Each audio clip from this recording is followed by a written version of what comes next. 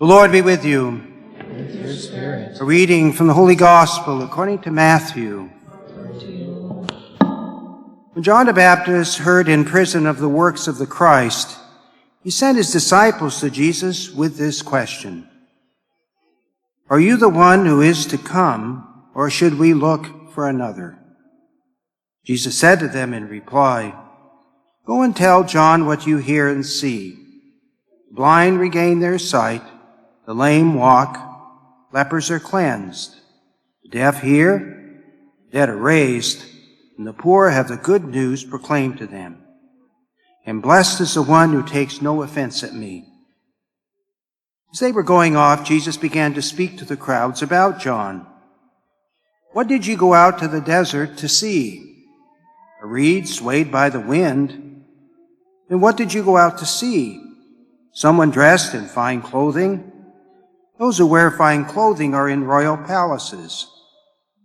And why did you go out? To see a prophet? Yes, I tell you, and more than a prophet. This is the one about whom it is written, Behold, I am sending my messenger ahead of you. He will prepare your way before you. Amen, I say to you, among those born of women, there has been none greater than John the Baptist. Yet the least in the kingdom of heaven is greater than he. The Gospel of the Lord.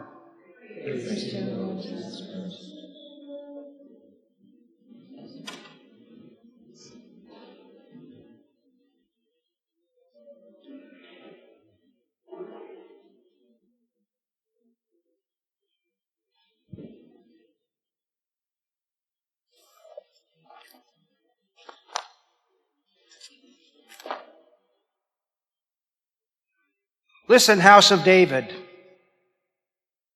Listen, house of David, is it not enough that you weary human beings? Must you also weary my God? Therefore, the Lord himself will give you a sign. The virgin will be with child and bear a son. She shall name him Emmanuel. This prophecy comes from Isaiah. It was written about 700 years before the coming of Jesus and about 300 years after King David. The people were expecting someone to save them, that God would help them, send them a Messiah, someone like King David, someone that was strong and had an army and was going to keep them free. And so they were waiting. Isaiah was the first prophet to anticipate the Messiah, but prophets after him would encourage the people to wait as well. Wait for the Messiah. Wait for the one to come to save you. In the 4th century, Alexander the Great came through Palestine. He was on his way to attack Egypt, so he wasn't attacking Israel. He was just visiting, camping out for a while. And they were so impressed with him because Alexander had a big horse, had a big army. He was very cultured. He spoke Greek. Very impressed with that. So they thought, well, maybe the Messiah be like Alexander the Great. So we just have to wait. Wait. Wait for the Messiah. The Messiah would, of course, eventually come. It would be Jesus. But he didn't come on a big horse with a big army. He came in a humble way. On the day that we refer to as Palm Sunday, when Jesus entered the city, he didn't come on a big horse. He came on a donkey. That was the transportation of poor people. He was humble before the Lord.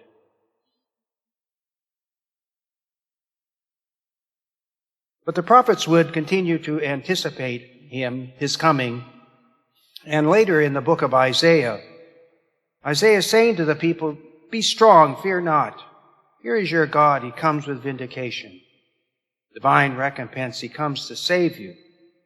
Then will the eyes of the blind be opened, the ears of the deaf be cleared. Then will the lame leap like a stag, and the tongue of the mute will sing. Those are the messianic signs. That's Isaiah says that's how you will know who the Messiah is, by according to these signs. We hear in the gospel that John the Baptist is in prison. He'd been in prison by Herod Antipas because Herod saw John as a threat. He was afraid that he would get the people all excited and rebel against him. And so Herod had him locked up, take him out of the mix. So John would not be baptizing in the Jordan anymore. He's in prison, and John very likely knows that he will not leave there alive. Herod will not let him out. But John is concerned about what will happen with his disciples. He has all of these followers. People who were sharing in his ministry at the Jordan and believing in him. Bible scholars say, pretty much the majority of them, think that Jesus was one of John's disciples. That's how Jesus sort of get himself organized for his own ministry. He went out and spent time with John the Baptist, who was his cousin, knew him. They knew each other. So Bible scholars say that Jesus very likely worked in John's ministry, along with a lot of other disciples of John. But when John's in prison, he doesn't want to lose his disciples to chaos, to fear. He wants them to attach to someone. He wants them to attach to Jesus. Follow him. And so in the gospel we hear that he talks to his disciples about Jesus and sends them to him. Sends the disciples to Jesus. He says to them, ask Jesus a question. Ask him a question. Are you the one who is to come, or should we look for another? Are you the one? Are you the Messiah? Are you anointed one? One that's been predicted by the prophets? Are you the one? And Jesus says, go and tell John what you hear and see. The blind regain their sight, the lame walk, lepers are cleansed, the deaf hear, the dead are raised, and the poor have the good news proclaimed to them. Those are messianic signs. That's what Isaiah was talking about. Although he was talking about it in the future, Jesus talks about it in the present. It's happening right now. These are the signs. It explains why when Jesus goes out to gather his disciples, he wanders by the Sea of Galilee and says, come follow me. And they do. Peter and Andrew, James and John, drop everything and follow Jesus. Because Peter and Andrew, James and John were very likely also disciples of John. And so when Jesus comes by and they know John is in prison or already dead, he comes follow me. They do. They follow him.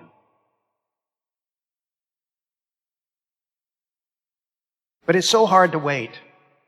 It's so hard to wait for things to come, for people to come. It can be hard on us. St. James in his letter talks about patience. He says, be patient, brothers and sisters. He uses this image of the farmer. Goes out and plants the seed.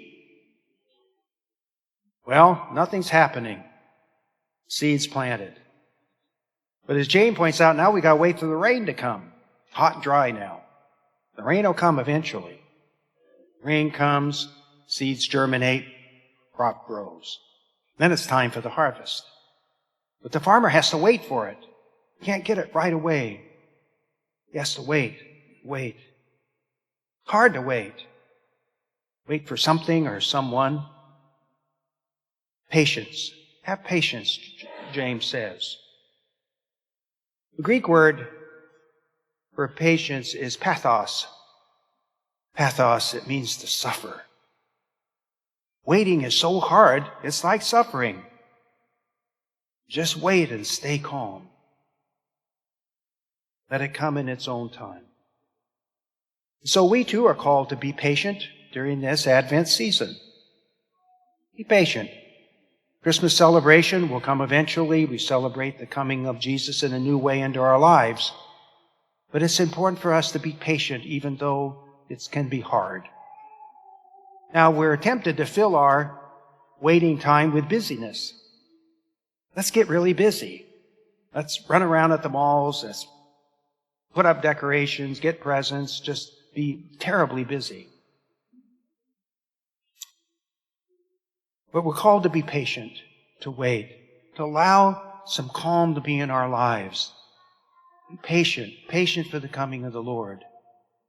Because that patience, that suffering, helps us to grow. We're like the seeds in the ground that farmer planted.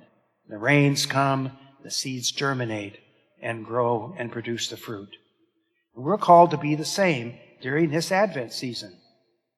During this time of waiting, even though it's hard, we want to rush it, we want to jump on it, we want to have it now. We want to wait till Christmas. We want to do Christmas now. We're called to be patient, be calm. Let the time come. Let the time go by. The Christ child is coming, but like the people in the Old Testament, we have to wait. And that suffering, that germination, helps us to grow. What it does is it makes our heart grow. During Advent season, our heart is growing bigger and bigger. So we're patient, letting our heart grow. It's hard, suffer, waiting. We'll wait for it. And in that big heart that we will have at Christmas time, the Christ child will come and enter our heart just as he entered that stable in order to be with us, God with us. That is Emmanuel. God is with us. We're called to be patient and wait for his coming and welcome him into our lives.